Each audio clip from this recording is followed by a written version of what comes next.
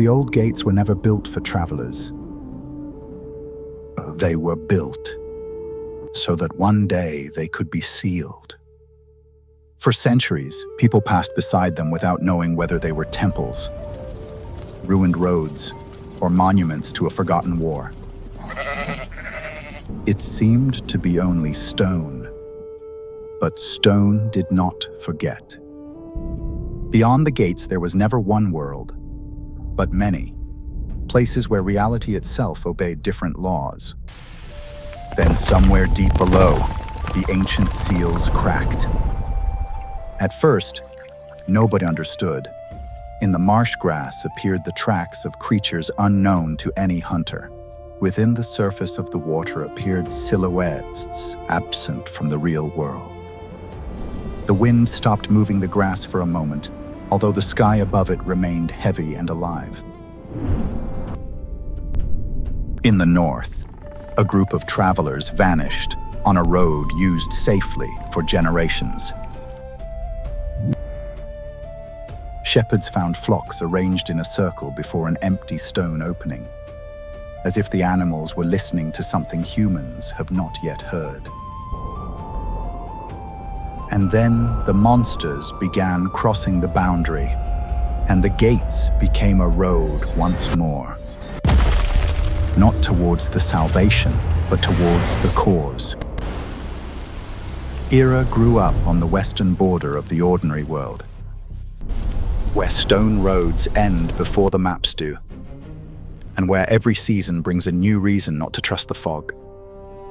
People there rarely spoke about miracles, but they understood well that anything unusual must first be observed before deciding how dangerous it truly is. Her mother hunted and taught her never to shoot until the trajectory was understood. From her mother inherited the habit of reading the world before she moved, the angle of grass, the interruption of birds, the strange pause in the sound of water. The mud beneath their feet behaved as if it were numbered every step, and in reflections, things sometimes appeared that were nowhere nearby.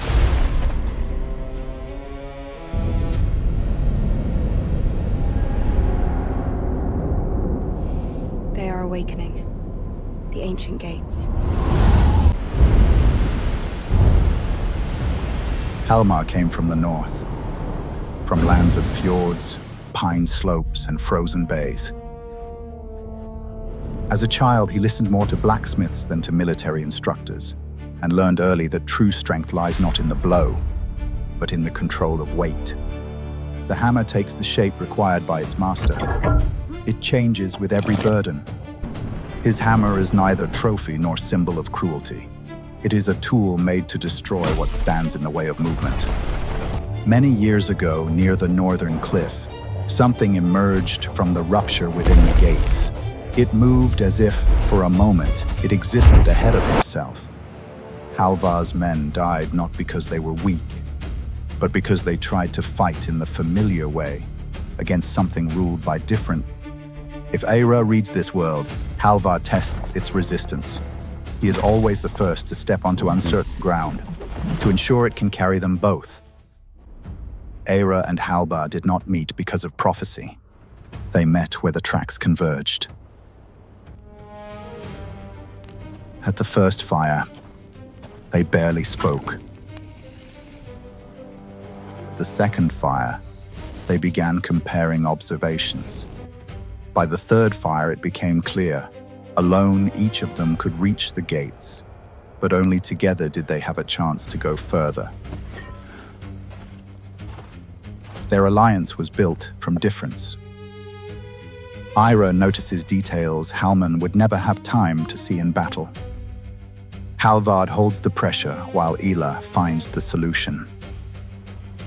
She defines the direction. He opens the path. She hesitates when it is easier for him to strike you. He acts when her analysis has already found the answer.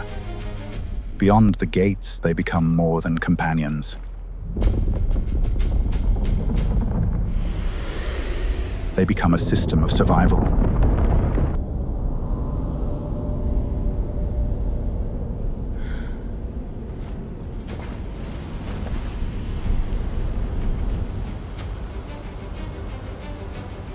Space is resisting. The air freezes before it becomes cold. The traveler once chose the path. But now, the path chooses the traveler. Eira, the fog smelled of salt yesterday. There is no sea here. If we wait, we die. Remember, never enter a house if you cannot see where its threshold begins.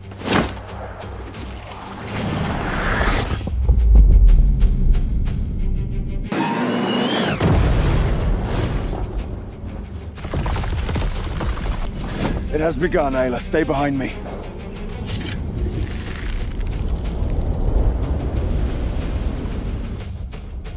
And the gates became a road once more. Not toward salvation, but toward the course.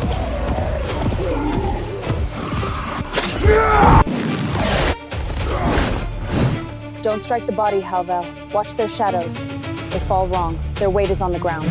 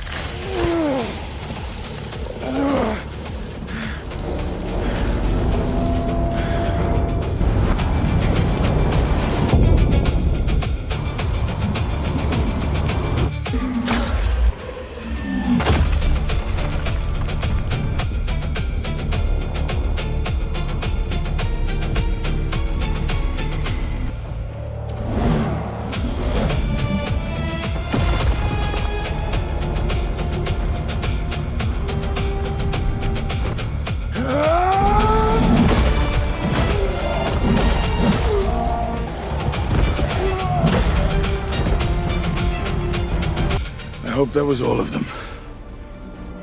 We will not defeat it here physically. We have to go there. Directly inside. Well then, if we must, we must. Then read the road, Eira, and I will break the walls.